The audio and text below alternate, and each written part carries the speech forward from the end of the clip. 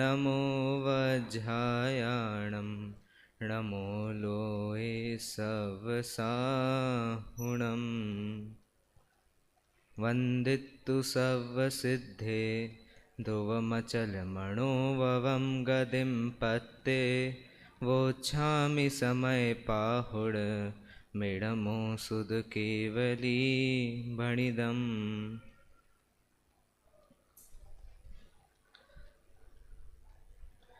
समाचार कर्ता कर्म अधिकार पर अपनी चर्चा चल रही थी, जिसमें गाथा नंबर 69 और 70 पर अपनी चर्चा चल रही थी। आत्मा और आश्रवों में भेद जानना है और कर्ता कर्म का मूल भाव भी यही है कि आत्मा और जीव और आश्रव जो हैं इनमें कर्ता कर्म भाव है, कर्तृत्व भाव है, भोक्तृत्व भाव है और इनसे इनको निवारण करना है। तो शुरुआत का प्रकरण कुछ अज्ञान पर ही चलता है। कर्ता कर्म संबंधी अज्ञान है, भेद नहीं जानता। मूल गाथा में भी आया है, एक बार पाठ कर लेते हैं। जावण वेदि विशेषम तरंतु आदासवाण दोरंपि अन्नानि तावदुसो कोहादिसु वट्टदे जीवो। जावण वेदी विशेषम यानी विशेष अंतर को नहीं जानता। आदास वाण दोढ़म्पी यानी आत्मा और आश्रव ये दोनों के बीच में जो विशेष अंतर है उसको नहीं जानता है, और इस पे अपनी चर्चा चल रही थी। अब अधिकतर चर्चा तो आ ही गई है, जिसमें मूल यही बताया है कि इन दोनों के विशेष अंतर को नहीं जानता, और टीका में भी यही बात आई है कि इनमें विशेष अंतर क्या है। फिर आगे थोड़ा बढ़ते हैं तो एक बात तीन संबंध के रूप में चर्चा आती है। ज्ञान और आत्मा में तादात्म्य सिद्ध संबंध होता है, राग और आत्मा में संयोग सिद्ध संबंध होता है, और कर्म और आत्मा में परस्पर अवगाह सिद्ध संबंध या एक क्षेत्र अवगाह सिद्ध संबंध होता है। मतलब एक ही क्षेत्र पर रहते हैं तो उनका संबंध वैसे होता है।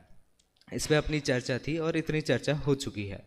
अब आगे जो चर्चा आती है उसमें निमित्त के ऊपर चर्चा आती है। प्रकरण ऐसा चल रहा है और गाथा में भी ये बात आई है कि आत्मा और आश्रम में विशेष अंतर होते हैं। तो विशेष अंतर होते हैं और दोनों की विशेषताएं भी बता दी, यानी अंतर रूप से दोनों को अलग अलग बता दिया।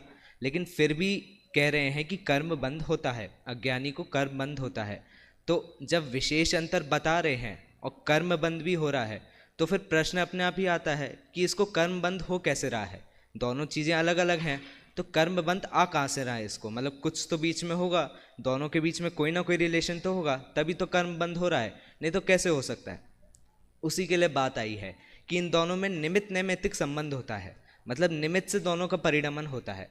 अब निमित्त नैमित्तिक संबंध को जब ये जीव नहीं समझता, यानी जीव कौन किसकी बात चल रही है, तो ये अज्ञानी जीव जब निमित्त नैमित्तिक संबंध को नहीं समझता तब इनके बीच में बंध होना चालू हो जाता है। इन दोनों में निमित्त नैमित्तिक संबंध है और इनका परिणमन भी वैसे ही होता है। इसलिए अगर समयसार अनुशीलन में देखें तो पुरुषार्थ सिद्धि उपाय के गाथाओं को दादा ने लिया है। प्रकरण आगे उसके पहले का ही प्रकरण उसमें लिखा है ऐसे एक पैराग्राफ में, उक्त संपूर्ण कथन का सार यह है कि सम्यक दर्शन ज्ञान और चारित्र रूप जो ज्ञान क्रिया है वह ज्ञानी का कर्म है और वह निषेध करने योग्य नहीं है, निषेध करने योग्य नहीं है, और ये ज्ञान जो है वो उसकी क्रिया है। फिर आगे उनमें भेद बताया, पुनः उसको बताया, और फिर आगे बताया उक्त संदर्भ में आचार्य अमृत चंद कृत पुरुषार्थ सिद्धि उपाय का निम्नांकित कथन है, जिसमें श्लोक नंबर 12, 13 और 14 को वहाँ लिया गया है। उसको एक बार एक एक करके पाठ कर लेते हैं तो फिर समझेंगे अर्थ क्या है। और ये तो देख ही लिया कि उनको क्यों लिया है, निमित्त नहीं समझ पाता और निमित्त से उनका बंद होता है, इसलिए उसको लिया है। 12वीं नंबर की है, जीवकृतं परिणामं निमित्तमात्रं प्रपद्य पुनरन्ये स्वयमेव परिणमन्ते अत्र पुद्गला कर्म भावेन। जीवकृतं परिणामम, जीव के कृत परिणाम निमित्त मात्रम प्रपद्यते यानी निमित्त मात्र ही है। स्वयमेव परिणमन्ते, इनका स्वयमेव परिणमन होता है। किनका होता है, तो यहाँ आत्मा यानी जीव या ज्ञानी जीव की बात, आत्मा की बात और आश्रव की बात चल रही है। तो इनका स्वयमेव परिणमन होता है यानी स्वयं से परिणमन होता है, और इनके बीच में जो जीवकृत परिणाम है इनके बीच में निमित्त का संबंध होता है। पुद्गल परिणमनते पुद्गला कर्म भावेन, यानी पुद्गल और कर्म भाव इनका तो स्वयं ही परिणमन होता है, इनका जीव से कोई रिलेशन नहीं है। ये जीव को परिणमन नहीं करवाते और जीव के द्वारा इनका परिणमन नहीं होता। इनका कोई बिल्कुल इंडिपेंडेंट रहते हैं, किसी से प्रभावित नहीं। इनका रिलेशन क्या है फिर? सिर्फ निमित्त मात्र का रिलेशन है। वही चीज़ को 12वीं गाथा में 12वें श्लोक में बताया है। फिर आगे यहाँ जीवकृत राग आदि परिणामों को निमित्त मात्र पाकर जीव से भिन्न कार्मण वर्गणु पुद्गल स्कंद अपने आप ही ज्ञानावरण आदि, यानी पुद्गल स्कंद जो होते हैं वो अपने आप ही ज्ञानावरण आदि कर्म रूप में प्रवर्तित होते हैं और जीव के साथ आके बन जाते हैं। फिर परिणाम मानस्य चितेश चेद आत्मके स्वयमपि स्वकेर्भावैर् भवति ही निमित्त मात्रम पौद्गलिकम कर्म तस्यापि भवति ही निमित्त मात्रम। ये निमित्त मात्र ही होते हैं, जीव के परिणमन में कुछ भी नहीं करवाते। पौद्गलिक कर्म तस्यापि, यानी पौद्गलिक कर्म निमित्त मात्र ही होते हैं। अब निमित्त मात्र कैसे होते हैं? तो वैसे तो विषय से थोड़ा विषयांतर है, लेकिन पुरुषार्थ सिद्धि उपाय में ही टोडरमल जी ने ही लिखा है ये चीज़, कि उसमें उदाहरण में ऐसे ही प्रश्न में पूछा कि ये निमित्त मात्र कैसे होते हैं, मतलब परिणमन करवाने में निमित्त कैसे होते हैं। तो वहाँ उदाहरण दिया कि जैसे एक व्यक्ति है, बुद्धिमान व्यक्ति है। अब बुद्धिमान व्यक्ति के ऊपर यदि धूल फेंक दे और धूल फेंक के उसके मंत्र को बोल के धूल फेंक दे, यानी धूल पे मंत्र का प्रभाव है, और धूल फेंक के वो व्यक्ति विपरीत परिणमन करने लग जाए, उस मंत्र और धूल के माध्यम से विपरीत परिणमन करने लग जाए, जो उसका नहीं है परिणाम वैसे करने लग जाए, वैसे चलने लग जाए, तो फिर वो क्या हुआ वहाँ पे कि वो धूल के निमित्त से विपरीत परिणमन करने लगा। उसी तरह आत्मा जो है वो तो स्वयं है, सही है, जैसी है, लेकिन कर्म के निमित्त पाकर, यानी धूल रूप से जो कर्म आती है, कर्म का निमित्त पाकर वो विपरीत परिणमन में निकलने लग जाता है, इसलिए उस प्रकार या उस रूप से वो निमित्त रूप में आ जाता है। फिर अब तीसरी 14वीं गाथा दोनों में निमित्त बता दिया। और फिर एवमयं कर्म कृतैः भावैरसमाहितोऽपि युक्तैव प्रतिभाति बालिशानां प्रतिभासः स खलु भव बीजम, यानी ये जो है ये भव बीज है, भव बीजम आया था तो वो भव बीज है। यह सह खलु, खलु यानी निश्चय से ये भव बीज है। बालिशानाम अज्ञानी जीव प्रतिभासित होता है कि अज्ञानी जीव का बल भव बीजम, यानी भव का बीज है इसके। एवमयम कर्म कृतैर भावैर, यानी कर्म कृत जो भाव है इसके, ये इसके भव के बीज हैं। अब वहाँ एक और उसमें भी उदाहरण वही दिया है। उसके बाद एक वैसे उसमें पहले प्रश्न उपस्थित होता है, आपने बोला एवमयम कर्म कृतैर भावैर, कर्म कृत भाव बोल रहे हो आप इस श्लोक में, यानी 14वें नंबर श्लोक में कर्मकृत भाव बोल रहे हो, लेकिन 12वें नंबर के श्लोक में आपने पहले बोला था जीवकृतम परिणामम, यानी जीवकृत परिणाम है, और यहाँ आपने बोल रहे हो कर्मकृत परिणाम। तो ये अंतर क्यों आ रहा है? तो वहाँ अपेक्षा का अंतर है। उत्तर में ऐसे आया, अपेक्षा लगी हुई है, क्योंकि इस पहले वाले श्लोक में कर्मकृत वाले यानी 14वें वाले श्लोक में हमें आत्मा को शुद्ध आत्मा के रूप में देखना है, वहाँ आत्मा शुद्ध आत्मा रूप में है। तो कर्मकृत यानी उसका मात्र निमित्त ही बताना है, हमें कर्मों का निमित्त ही बताना है, इसलिए उसको कर्मकृत परिणाम बोल रहे हैं कि ये कर्म के ही परिणाम है, जीव के नहीं है। और ऊपर निमित्त की अपेक्षा बतानी थी कि ये जीव कृतम परिणामम, कि जीव के कृत परिणाम निमित्त मात्र से आ रहे हैं, और नीचे शुद्ध आत्मा की दृष्टि है कि आत्मा को अलग बताना है, इनसे भिन्न बताना है, इसलिए नीचे कर्मकृत परिणाम लिया है। अब इनमें गलती कैसे करता है, यानी निमित्त नैमित्तिक संबंध है। अब निमित्त उपादान का प्रकरण तो है ही, लेकिन निमित्त नैमित्तिक संबंध होते हैं इनमें, तो कर्ता कर्म का भाव कहाँ से आने लगता है? तो वहाँ फिर से एक उदाहरण दिया, पुरुषार्थ सिद्धि उपाय में ही उदाहरण दिया है। स्फटिक मणि का उदाहरण दिया कि स्फटिक मणि किसी लाल मणि के ऊपर रखी हुई है, स्फटिक मणि लाल मणि के ऊपर है। अब लाल मणि के ऊपर है तो लाल रंग की हो गई वो पूरी, लेकिन स्फटिक मणि लाल रंग की नहीं होती, उसका कोई रंग नहीं है, लेकिन अब जिसके ऊपर रखी है उससे वो लाल दिखाई दे रही है। तो यदि कोई व्यक्ति इस चीज़ को नहीं जानता होगा, यानी अज्ञानी होगा, परीक्षा नहीं करने वाला होगा, वहाँ लिखा है अपरीक्षक होगा, तो वो इस चीज़ को नहीं जानेगा, तो स्फटिक मणि को ही वो लाल समझ बैठेगा, यानी स्फटिक मणि का रंग ही लाल हो जाएगा, ऐसे समझेगा। और यदि कोई परीक्षक व्यक्ति है, यानी कोई स्फटिक मणि को भी जानता है, लाल मणि को भी पहचानता है, तो वो एक बार में देख के ही इन दोनों में अंतर कर देगा और ये बोल देगा कि भाई स्फटिक मणि लाल नहीं है, उसके नीचे जो चीज़ रखी है उससे लाल हो रहा है। उसी तरह जीव परिणाम करता है, जीव परिणमन करता है, और कर्म निमित्त होते हैं, कर्म के निमित्त से जीव परिणमन कर रहा है, और फिर जीव जैसे राग आदि भाव करता है, वैसे कर्म निमित्त रूप में आके उसे बन जाते हैं। लेकिन इन दोनों के बीच में अज्ञानी जीव अंतर नहीं जानता, दोनों में निमित्त नहीं जानता। तो मेरा शरीर ऐसा हो रहा है, मैं ऐसे परिणामन कर रहा हूँ, किताब खोल के मैं पढ़ रहा हूँ किताब, मैं ये सारी चीज़ें अज्ञानी सोचता है, अंतर नहीं पहचान पाता, परीक्षक नहीं होता तो परीक्षा भी नहीं कर पाता। और ज्ञानी जो होता है वो परीक्षा कर देता है, मतलब परीक्षा करके फिर वो निर्णय कर लेता है कि ये दोनों चीज़ें अलग अलग हैं, दोनों चीज़ें अलग हैं तो दोनों में निमित्त नैमित्तिक संबंध ही है, और निमित्त नैमित्तिक संबंध है तो उनमें कर्म कर्तृभाव नहीं है। उसमें वहाँ उदाहरण ऐसे दिया है। फिर अब पुरुषार्थ सिद्धि उपाय की चर्चा निमित्त नैमित्तिक संबंध को बताने के लिए आ गई। अब उसके बाद एक प्रश्न उपस्थित होता है, भाई अज्ञान से जीव के परिणाम बन रहे हैं, यानी जीव कर्म भान जो बांध रहा है वो अज्ञान के कारण बांधता है, और कर्म जो बांधे उनके कारण अज्ञान हो रहा है उसको। तो यहाँ एक रिलेशन दिखाई दे रहा है जो ख़त्म नहीं हो रहा। पहले एक टाइम पे मेरा भी एक ऐसा डाउट होता था, पाठशाला में जाते थे तो वहाँ ऐसे बोलते थे कि जो जैन हैं, जैन धर्म का पढ़ेंगे, जैन शास्त्र पढ़ेंगे, पूजन वगैरह करेंगे तो ये सब मोक्ष प्राप्त कर सकते हैं, मोक्ष नहीं तो देवगति में तो जाएंगे ही, लेकिन मोक्ष प्राप्त ये ही करेंगे। और जो अन्य मती हैं, यानी जो हिंदू इत्यादि मत में हैं, जो जैन धर्म को नहीं मानते, ये मोक्ष नहीं जाएंगे, ये नरक जाएंगे। अब तब ऐसे सामान्य तो बता दिया था कि नरक जाएंगे, ये सब करेंगे, ठीक है, लेकिन तब भी एक डाउट हुआ था कि ये तो सिस्टम थोड़ा अनफेयर सा दिख रहा है।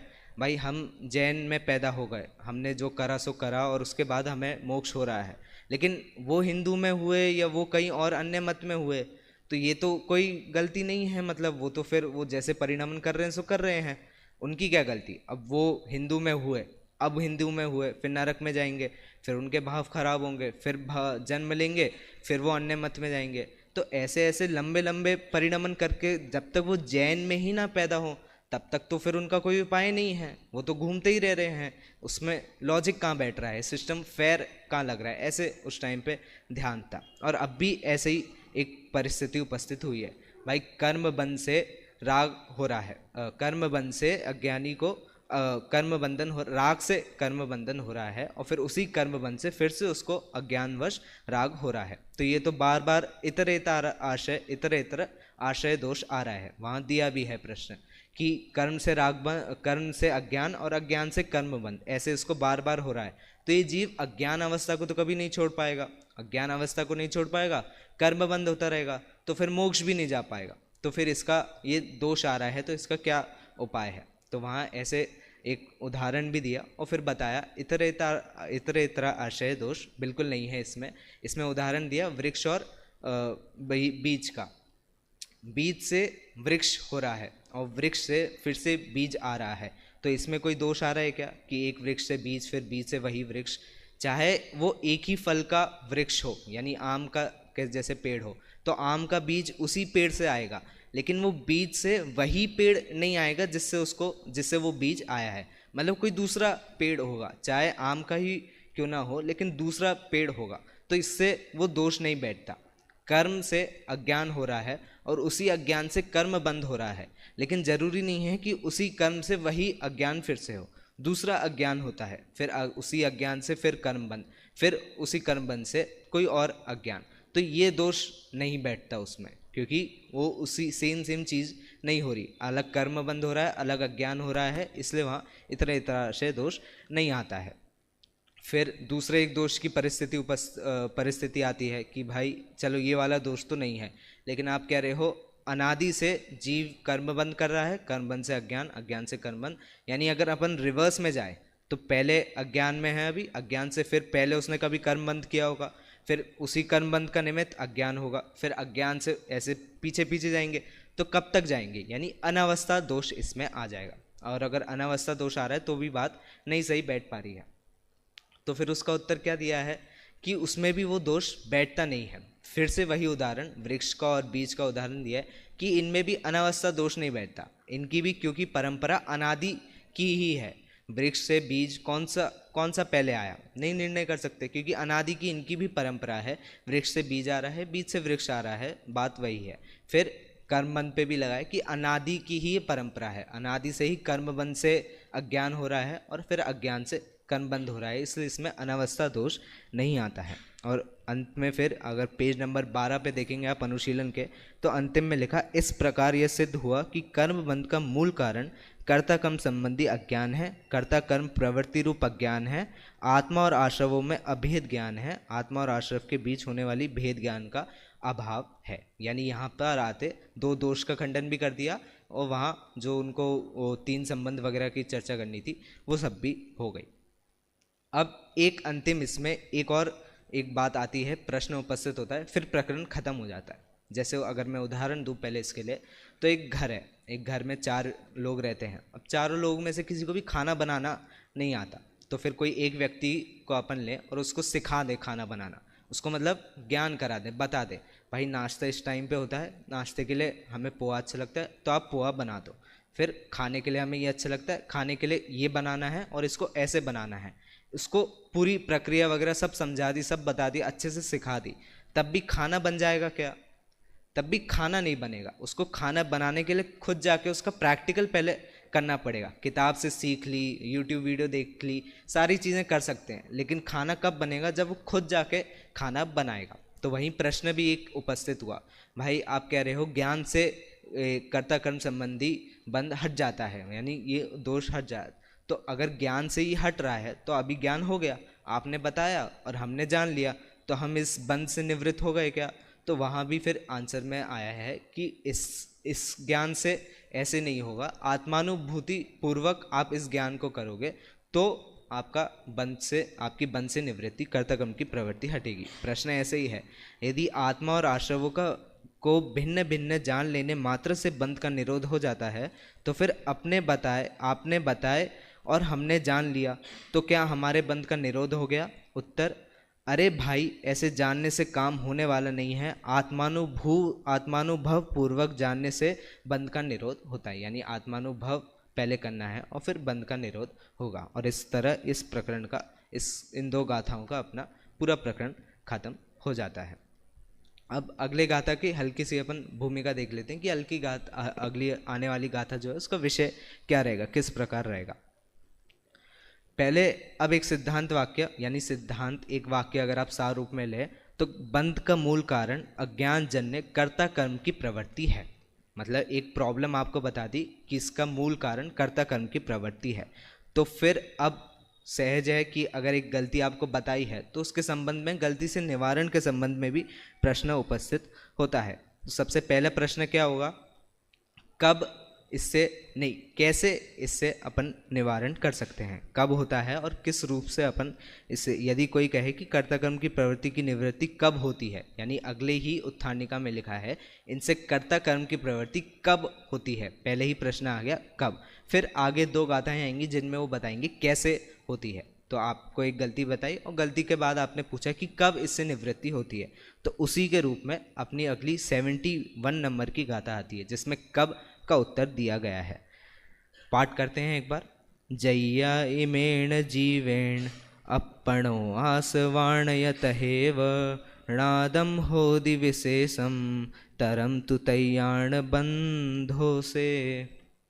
उत्तर में दिया है, उत्तर में अच्छा कब का उत्तर कोई निश्चित समय नहीं दिया है, यानी ऐसे नहीं बोला है कि इतने वर्ष बाद, इतने सागर बाद ऐसे करने पे ऐसे हो जाएगा, ऐसा उत्तर नहीं मिलता है, क्योंकि पुरुषार्थ मुख्य कथन है, कथन पुरुषार्थ की अपेक्षा से कहा गया है। जब ये जीव ऐसे करेगा तब उसको निवृत्ति होगी, यानी वहाँ लगा दिया कि जब भी तुम ये करोगे उसी समय तुम्हें तुरंत इससे निवृत्ति हो जाएगी।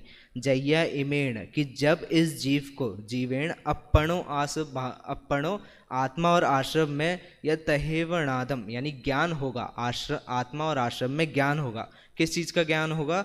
तो विशेष अंतरम, विशेष अंतर का ज्ञान होगा। तो तय्याणो बंधो से, तभी उसको ये बंध नहीं होगा, यानी इसका बंध हट जाएगा। जब इसको इन दोनों के बीच में विशेष अंतर का ज्ञान होगा तब इनके बीच में इसका तब ये बंध से निवृत्त हो जाएगा। उत्थानिका में तो प्रश्न किया गया है कि कर्ता कर्म की प्रवृत्ति से निवृत्ति कब होना है, और गाथा में उत्तर दिया है कि जब जब ये जीव ऐसे करेगा। तो फिर आता है कि उत्थानिका में ये प्रश्न पूछा तो प्रश्न का उत्तर आया कि नहीं आया, तो प्रश्न का उत्तर आ गया। कब का प्रश्न पूछा था, लेकिन वर्षों में उसका उत्तर डायरेक्ट नहीं दे सकते, तो फिर ऐसे ही उसका उत्तर दिया है कि जब ये जीव ऐसे करेगा तब उससे उसकी कर्ता कर्म की निवृत्ति हो जाएगी। इस तरह अपनी समयसार गाथा 71 तक का अपना ऐसा प्रकरण है। अब कल अपन देखेंगे कि इनमें विशेष अंतर क्या है। कुछ बिंदु बताए हैं, 3 या 4 बिंदु है, पहले का भी प्रकरण जोड़ा है उसमें, फिर आगे का भी बताया कि इनमें इन दोनों में विशेष अंतर इस प्रकार से होता है। उस प्रकरण को अपन कल देखेंगे। इसी मंगल भावना से आज की बात को विराम देते हैं।